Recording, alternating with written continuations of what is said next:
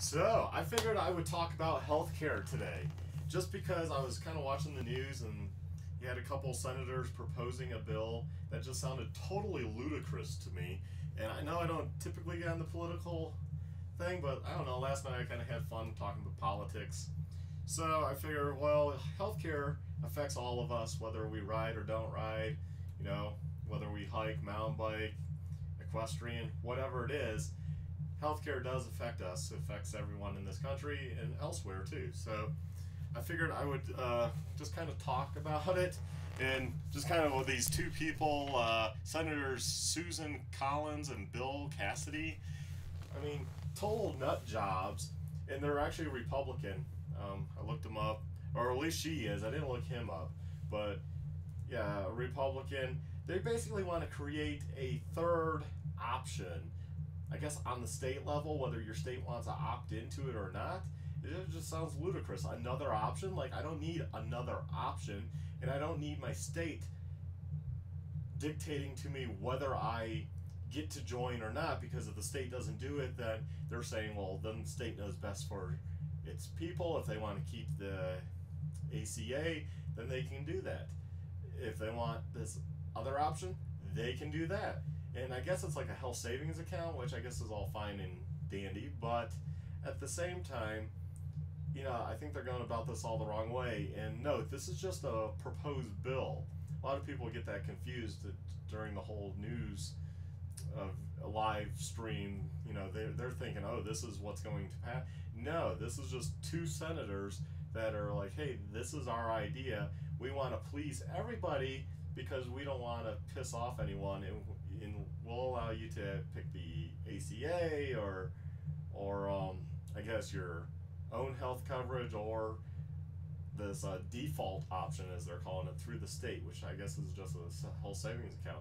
But I don't know why we need another option. We just need everything fixed. I mean, if you're trying to please everyone and provide coverage for everyone, then let's just go ahead and provide coverage for everyone and then be under one roof. Let's get rid of, and to do that, let's get rid of Medicaid, Medicare, VA, Obamacare. Let's get rid of all that stuff. Get rid of all those employees and create a system under one roof that covers everybody, right? You don't need separate systems if we're all getting coverage. So it's basically sounds like that's, I don't know what these two senators want to do, but they don't want to fix the problems. The problems of you can't, like the billing. That's a big one that hits home for me, is just how medical institutions, hospitals bill, doctors bill. Getting a bill 6 months later for an operation is just totally ridiculous and uncalled for. We don't need to be getting bills extended periods. If we've gotten a bill once that was 12 months out, that was after my daughter was born. So during that whole hospital ultrasounds, hospital stay for the birth and all that, they actually sent us a bill like 12 months later that was like for $30 or something. It wasn't a lot of money, but it was the principle of the thing. Like, this should all be settled. I called them up.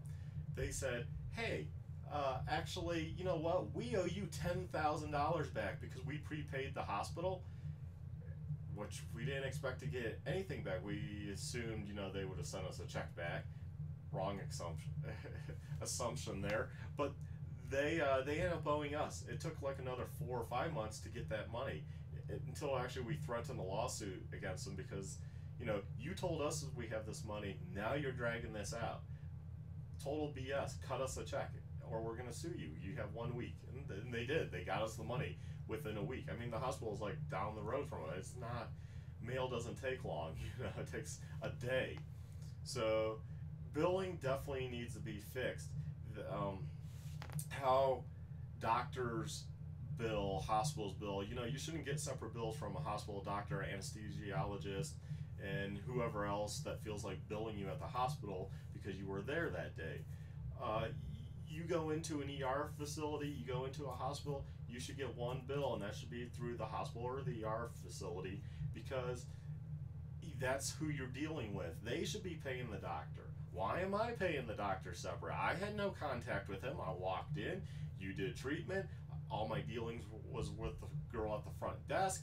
I had nothing to do with the doctor and talking about price or this or that. So I'm being disenfranchised and being able to haggle because I can haggle with the facility, but now I get a bill like 2 months later from the doctor, and now you have to call them up and you have to haggle and this and that, and it's like total BS. I didn't even have a contract with you. I had dealings with the hospital. It's like you taking your car to a dealership, and they send you a bill months later for what you brought it in for. But not only that, the mechanic then sends you a bill saying, "Hey, you owe me $300 for working on your car. You know what you're paying the dealer is just for shop rental. You know, you have to pay me." And then, oh, maybe what am I supposed to also pay the helper and the service manager separate? I mean, it's totally ridiculous how we do hospital billing, and that's what has me wanting to chat about this and just talk about it, because I feel people don't really ask the questions. They don't really ask, like, why doesn't this get fixed from the ground up? I mean, not only billing, but we need to fix how doctors are sued. I mean, you turn on the TV and it's nonstop, like, did you have a medical device? Or did you or one of your loved ones have a medical device that failed type thing? It's like, look, if the device allowed them to live another 5 years and they died, they got 5 more years. Whether that device was defective or not, you're not immortal. You're not going to live forever. So it's total BS that you're allowed to sue because, there might have been a defect. Well, the person's dead and buried or cremated. How the hell are you going to, know anything about them? They have no say in the matter. And for all you know is they lived longer than they would have without the treatment or without the medication. And you shouldn't be allowed to just go sue, asbestos. Oh my God, asbestos. You get the lawyers on TV all the time screaming about that. And it's like, yeah, okay, so what? How about the miners that get black lung?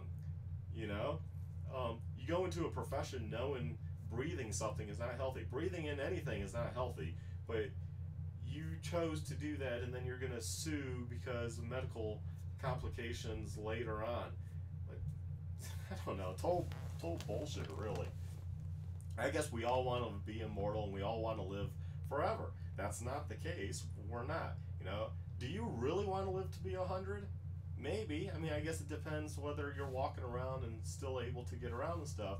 But if you're, I would think most people, if they were going to be the 100-year-old that is just sitting in a wheelchair, can't do anything, they probably don't really want to live to be 100. I don't think that's a quality of life either. So if you got 5 more years out of a medical treatment, you have no right to sue. And it's not just 5 years. I'm just pulling that out of my ass, but it could be even a year. If a group of professional doctors said, without that treatment, you would have been dead within a year, then, sorry, there's no lawsuit there. The only things you should be able to sue for is really,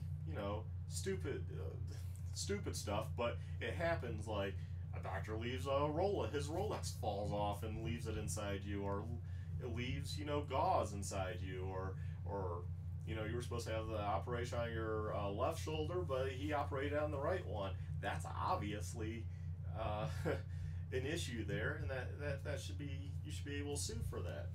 I mean, there are cases where you should be able to sue. Now, should you get multi-million dollars because he operated on the wrong shoulder, but yet you really have no complication other than you have a scar, but you weren't a model, so the scar, who cares? Just, it's a freaking scar, I don't know. There's so much we need to fix in the medical field, and I just think these 2 senators proposing a bill adding a 3rd layer is just utter bullshit. We don't need a 3rd layer. We just need, if you're really gonna want single payer, then let's just do it. At this point, I don't care which way we go. It's just like we don't need to add another layer. Just like it doesn't make sense to me why we have Medicare, Medicaid, Obamacare and VA. Now, veterans out there, I support you. You guys know that. But at the same time, you guys should be able to go any hospital, any doctor you want, and but we should all be under one roof.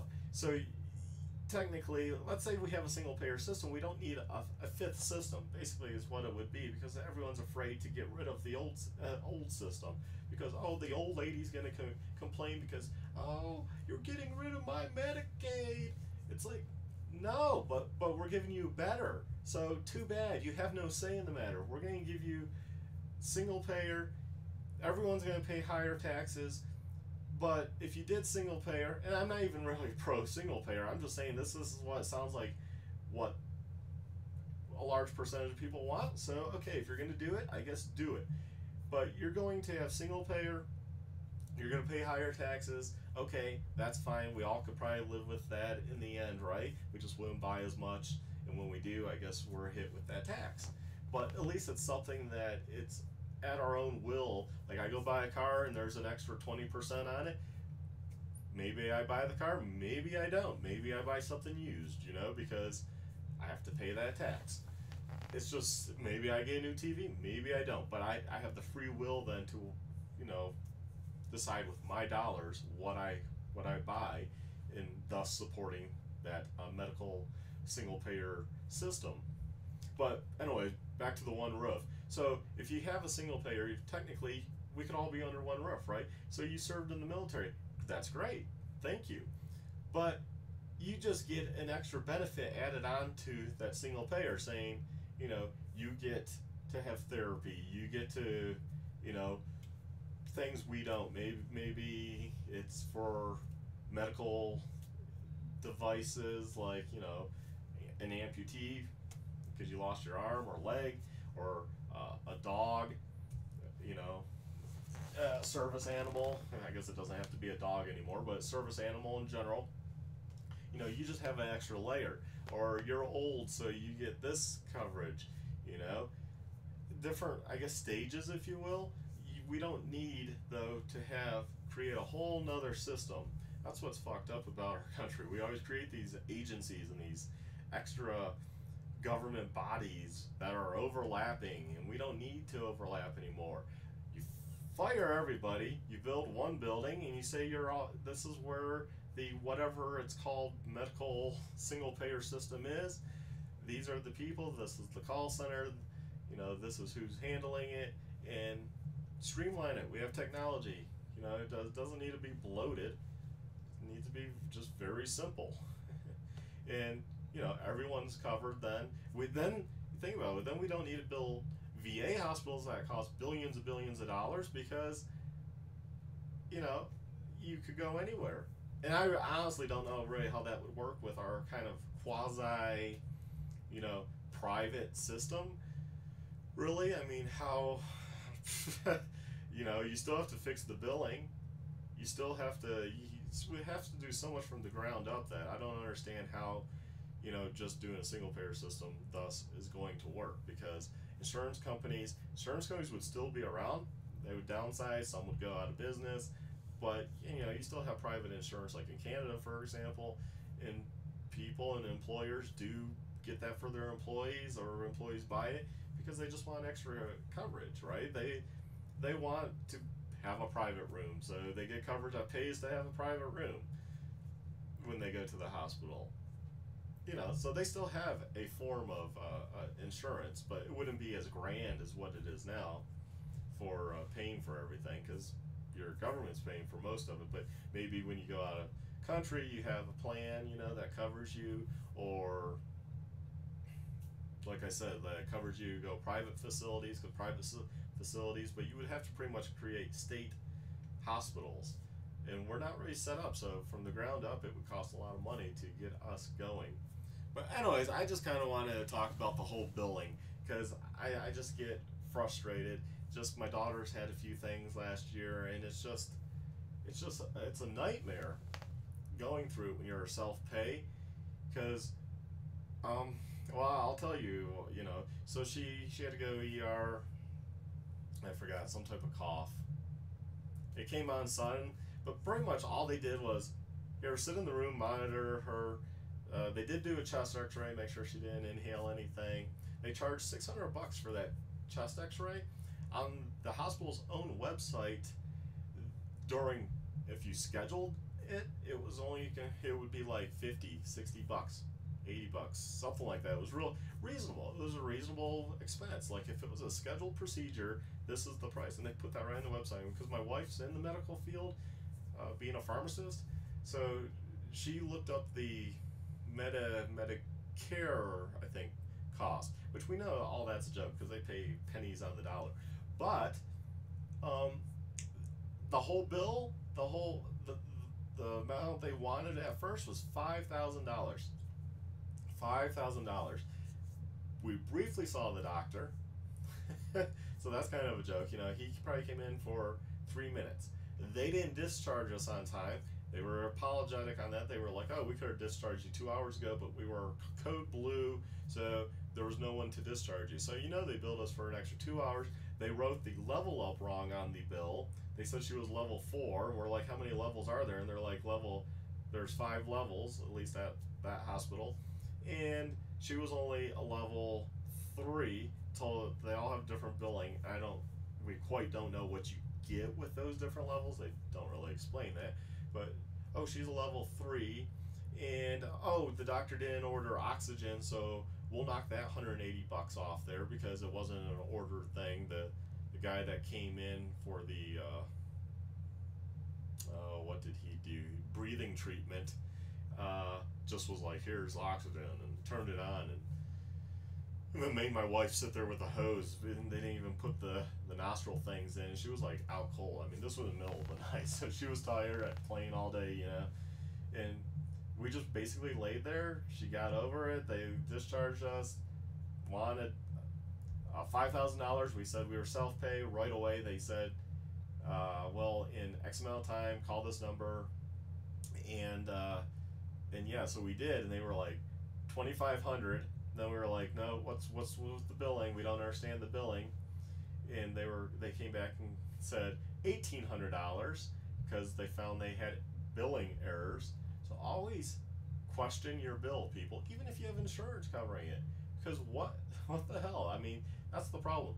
They take advantage of insurance companies. So when a normal person just questions it, because you know $1,800 is a lot of money, they start finding, or $2,500. They start finding stuff, and they're like, oh, okay, $1,800, just pay us, and we'll give you another 10% off if you pay us within 60 days.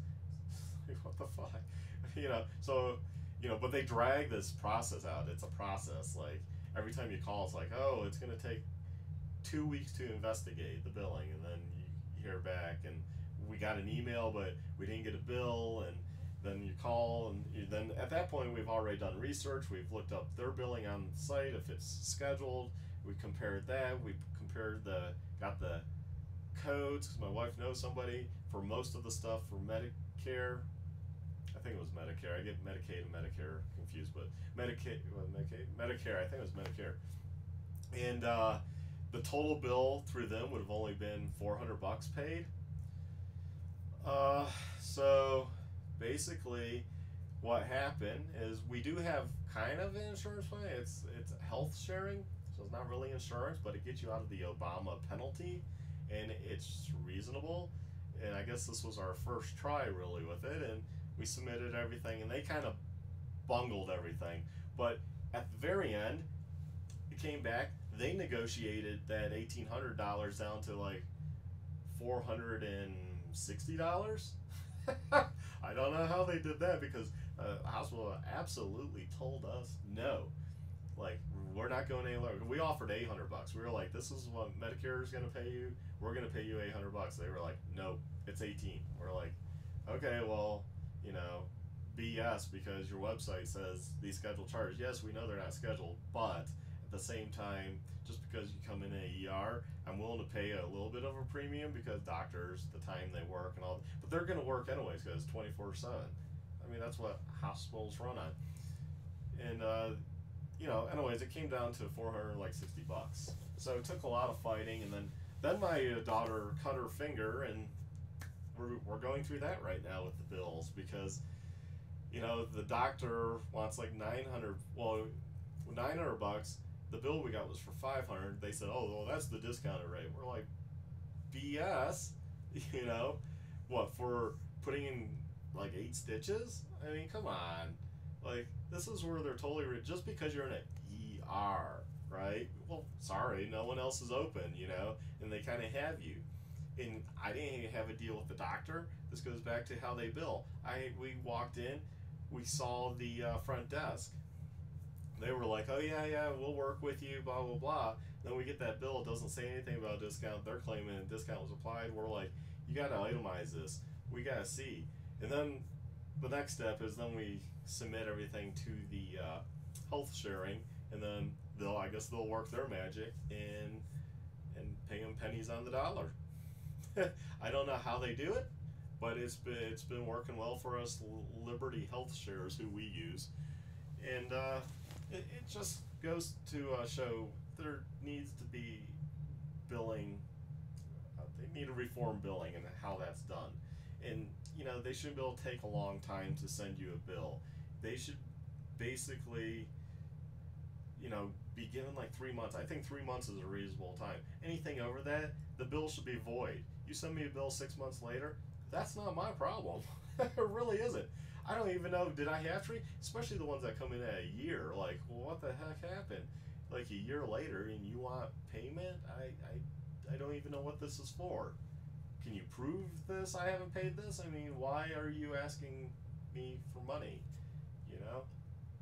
And then when you owe me money, like, come on, that right there should be a penalty. If a hospital owes you 10 grand, they should get you that 10 grand back right after they close out the account after a couple of weeks of having the final delivery. And which was a learning experience too. That whole process was a learning experience because the ultrasounds, you go in like, well, at first you go in like once a month or something, and then you go in like every 2 weeks, and then every week you go in for the ultrasound because they check on things. And they were like, "Oh, you have to pay at the time of it." We were like, "Well, just send us a bill." And then at this point, we had employer insurance, so we had decent insurance. I wouldn't say it was excellent, but it was decent. It was better than the Obamacare plans. Anything you can buy off the exchanges are now. I mean, deductibles were lower, so this is all before Obamacare. But we went in and we basically said, "Why don't you just bill us like doctors normally bill? Mail us a bill, we'll pay it." They're like, "Oh, well, we'll have to get approval." They were like dumbfounded by it. I'm like, that's how you guys always seem to bill. Like, why do I have to pay at the time I come in? I mean, that just seems kind of ridiculous. Or prepay, or they want to prepay it. And then they got the okay from, I don't know who, the hospital. Maybe they checked on our account, like, oh, these people pay or something. But they were like, okay, and so we would get, and that was with them knowing we had insurance too, which the whole thing was kind of like really odd. Like, what? We have to pay? Well, we're hitting our deductible, so send us a bill, we pay you, and then we give the bill to the insurance company. But yeah, it didn't really make any sense because it was all about the deductible, but the hospital made us prepay that $10,000 for the hospital. And we were like, we're going to hit everything because the ultrasounds, this and that. We're going to hit the $1,500 deductible, I think is what it was. And, of course we did. And that's why they owed us the money back, because the hospital stay, all that was totally covered because we hit our deductible. And, they figured like 2-night stays. My wife was only in for 1 night, so there was a lot on that, paying that. And it's like, well, other people don't prepay. They just show up to the hospital and they deliver their kid. They acted like we had to prepay because if we didn't prepay, then they're not going to treat you. It's like, yes, you are. I look back now, it's like, yes, you are. Why did we prepay? We should have just said no and just show up. It's not like you're not going to treat us. And then because we're at the date, they would have ran the insurance and been like, oh, it's totally covered, right? Totally ridiculous.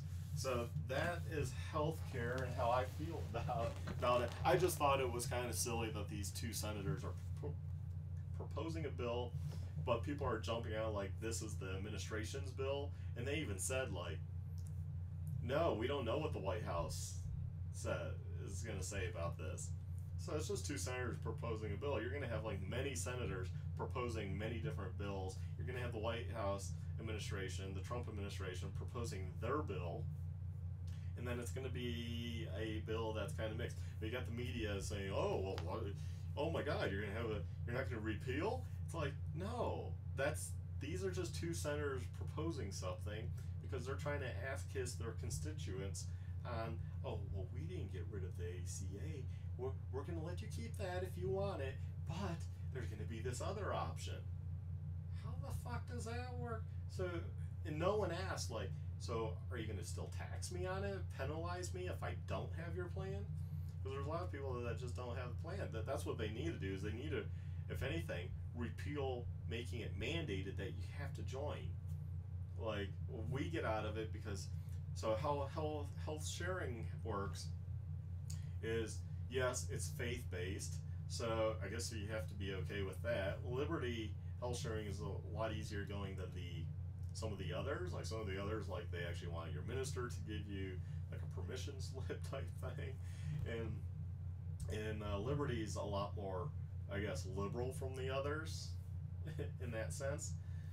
And yeah, so we have them. It's $450 a month. The deductible is $1,500 for the family, and it's $450 a month, and it covers up to $1 million. Now they're not going to cover your abortion.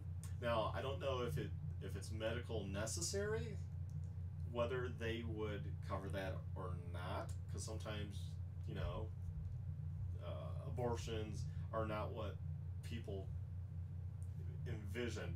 Like technically, you know, you could have where the embryo, it just doesn't, the cells, it's just a big glob of like grapes. You know, it just doesn't form right. It's not even a person at all, and technically they abort that, or it's self-abort. Your body just tosses that, but you don't know when that's going to happen. It can happen while you're at the supermarket. Most people don't want that to happen on the spur of a moment. Or at work, or you know, that would be really embarrassing, right? Because your body's, you know, is going to naturally flush that out. It probably within, you know, a few weeks. So you know, you technically are having an abortion by human intervention by pulling that material out, but it's not. I don't know if they cover that. Is I guess what I'm getting at. I really don't know. It's not something I kind of really worry about. I mean, at this point in life, it's you know, we don't worry about that. But they seem to be pretty good. They seem to be calling the hospital saying, "Hey, look, we're going to pay you pennies on the dollar. Take it or leave it." And apparently, the hospitals are like, "Yeah, we'll take it." You know, I would be interested to know what their conversation is like with the hospital. I don't know, you know, if they're quoting some of the same stuff we're quoting, like, hey, your website clearly shows a scheduled procedure is this much. Why are you fraudulently charging this just because it's ER? You know, I don't know what they're doing, but it works. But because it's health sharing is kind of goes on the back of like the Amish, in as far as these are all set up.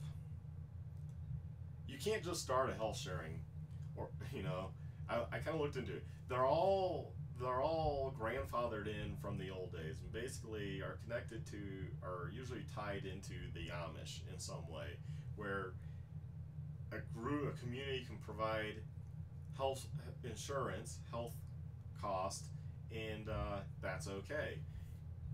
And your some reason they put that in there, so for the penalty for Obamacare, you're not penalized. That's seen as insurance. So that's actually the best option, unfortunately, because people are going on about their, oh, I pay $1,500 a month and my deductible is $15,000.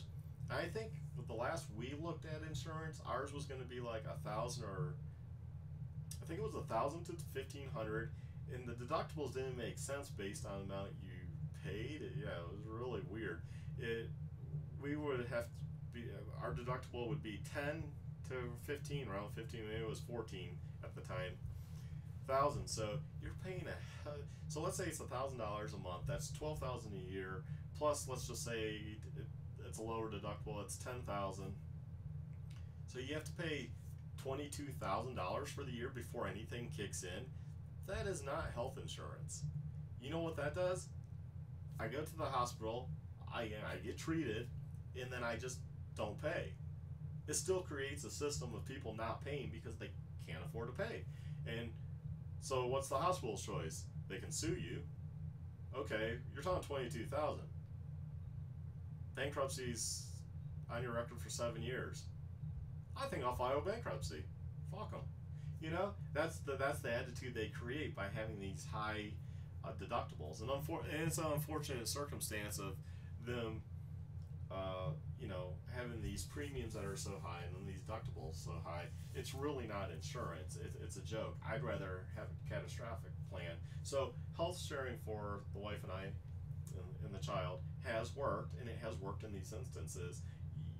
And I'm a haggler, so I don't mind haggling with a doctor's office. I don't mind going in and saying, hey, we're self-pay, what type of discount.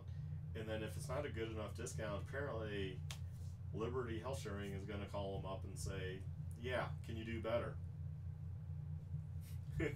It's great, because you also feel a sense of accomplishment by haggling, because you're saving money for our other members.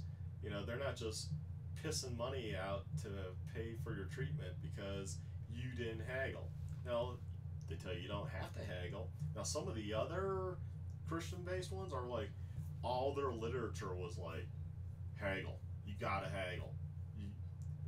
If it's $500, offer them $10. I mean, like, totally ridiculous. Like, the point where, like, that just becomes extreme. There's a point where it's just extreme, and I don't know, that just doesn't seem right. Like, I don't mind haggling. They come down in price, like the example I gave of 5,000 ending up at what we got down to 1,800. I felt good about that, and then Liberty called and got it down even further. Hey, that if they can call and make that happen, that's great. But at the end of the day, I did what I could do personally to get it down there. I didn't just accept the 5,000 and say, hey, it's 5,000. Okay, we have Liberty. Yeah, here, Liberty. That's the good thing about it, that they're actually calling these places and calling them out on it, and getting the bills lower, and it just saves all the members money. In fact, insurance companies should work the same way. Really, they should be calling the hospitals and calling them out on it and saying, hey, it doesn't cost that much. It does not cost the doctor.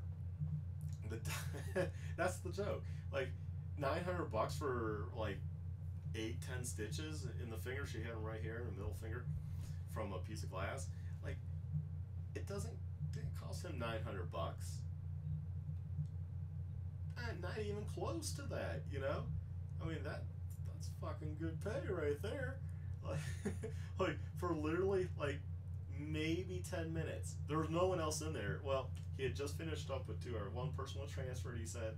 The other person was also in there for stitches.